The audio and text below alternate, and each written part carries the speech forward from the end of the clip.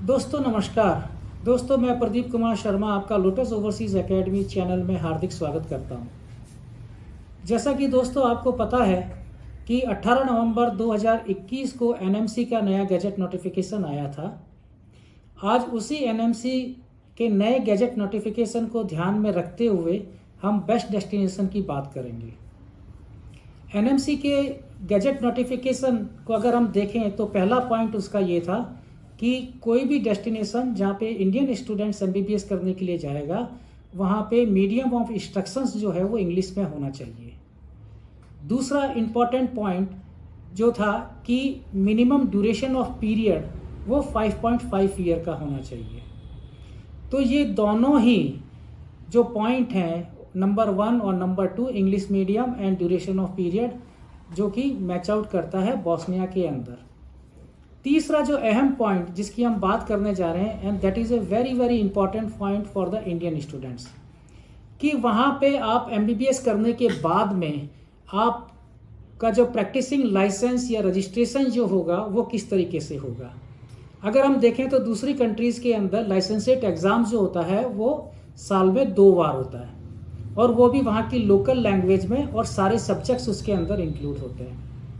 अगर हम Bosnia and Herzegovina की बात करेंगे तो बोस्निया एंड हर्जेगोविना के अंदर प्रैक्टिसिंग लाइसेंस या रजिस्ट्रेशन बहुत इजी है इंडियन स्टूडेंट्स के लिए।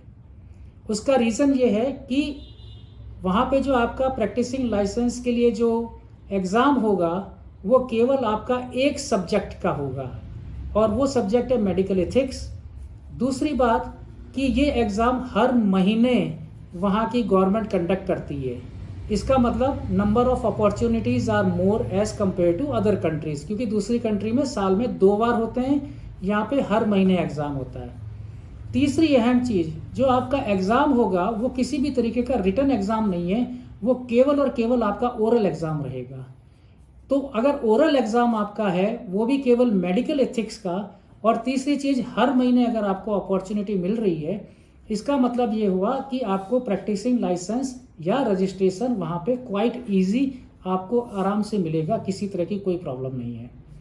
अगर हम बोस्निया एंड हर्जेगोविना की दूसरी बात करें तो यहाँ की जो यूनिवर्सिटी ऑफ ईस्ट सरायवो जिसकी की फ़ीस एक रीज़नेबल है, अफोर्डेबल है, plus in house multi speciality 490 bedded government hospital उसमें साथ में है, जहाँ पे कि एवरेज ओपीडी 650 से 700 का होता है।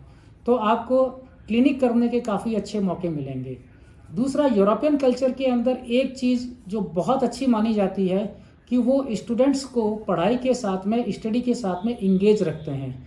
अगर पढ़ाई के साथ में स्टूडेंट इंगेज है तो उसका जो मिड टर्म और फाइनल के अंदर जो प्रेशर जो होता है वो काफ़ी हद तक कम होता है, क्योंकि अगर बच्चे every alternate day, every third day वहाँ पे बच्चों के एग्ज़ाम जो होते हैं वो चलते रहते हैं। अब जब एग्ज़ाम चलते हैं यही मार्क्स आपके आगे मिड टर्म में जुड़ते हैं एंड देन फाइनल के अंदर, तो वहाँ पे प्रेशर बच्चों का काफ़ी हद तक कम हो जाता है। तो मेडिकल अगर हम लाइसेंस की बात करें या मीडियम की बात करें या ड्यूरेशन की बात करें, अगर इन सारी चीज़ों को देखा जाए तो आज की तारीख में एक हॉट और best destination Bosnia and Herzegovina माना जाएगा, जहाँ पे कि बच्चे आराम से जाके पढ़ाई कर सकते हैं और अच्छा अपना काम कर सकते हैं।